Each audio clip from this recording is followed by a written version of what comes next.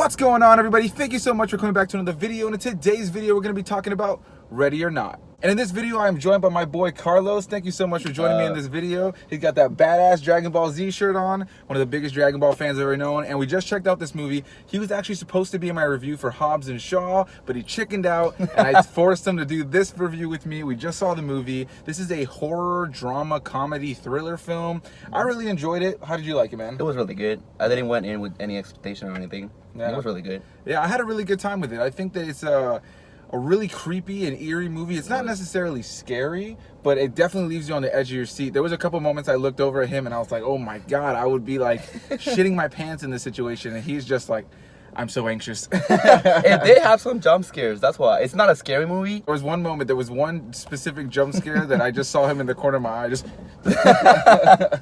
and that was great. But overall, very well acted. I like the look of the film, the set design, the lighting. Overall, I don't really have too many negatives about the movie. I don't think so. There was maybe some humor in the movie that didn't work. It was kind of, but it was pretty funny. Yeah, I had a good time with it. I'm struggling to even think of negatives. Were you even gonna watch this movie? Had you ever heard of this movie? I didn't. That's why I went with no expectation. And like yesterday, you messaged me, and I was like, "Sure, let's go. Ready or Not."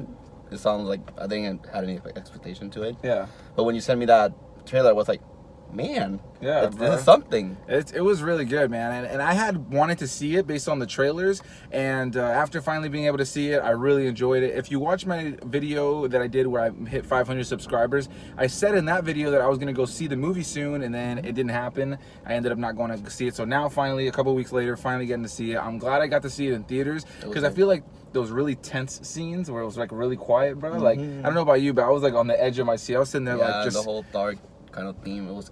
Yeah. good to see it in the theater instead of watching at home. Absolutely. I think that the whole vibe of it is definitely better to see in theaters. So I totally recommend checking out Ready or Not in theaters. It's better than seeing it at home, I think. Even though if you do have to see it at home or you're watching this review way after the fact and you do end up seeing it at home, I think you will still have a really good time with it. And the main actress, Samara Weaving, man, she was really good in this movie. She did really good acting. Yeah, she carried the film throughout the entire thing for me. She was just literally the heart and soul of the film, and all the other performances in the film are really good. But yeah, so just the basic premise of this film, in case you guys have no idea what it's about, it's essentially about this lady that's marrying into this family that's famous for kind of games in general, board games, card games. They're just like, they've gotten rich and famous based on the fact that they sell and manufacture and are part of games. And when you get married into this family, you kind of have this tradition that you have to do where you have to pull a card, and the card have different games that you have to play. It could be like checkers, it could be chess, all that kind of stuff. But there's one specific card that if you pull it, it's hide and seek.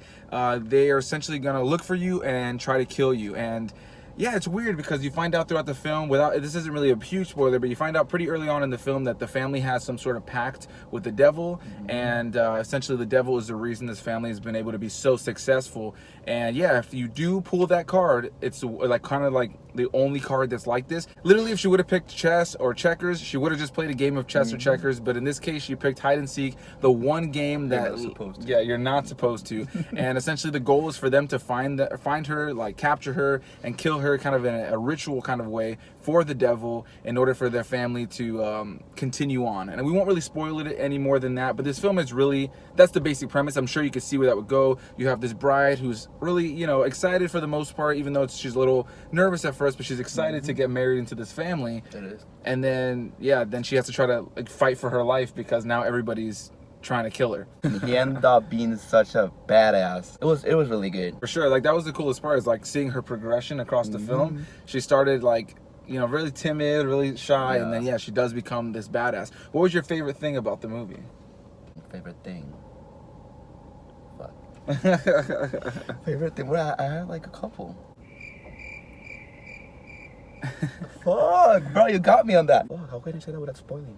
Yeah, and that's the big thing, right? Is it's hard to talk about this movie and the things that are really great about it without spoiling. I totally feel you, man. Like, the only thing I can really say is all the stuff we've already said, that it's really well put together film, the editing, the look, the costume design, the blood, the gore was really good. It was good. Yeah, like it's hard to really talk about the little moments without spoiling the big stuff. That's the problem with it. I'm still thinking about it.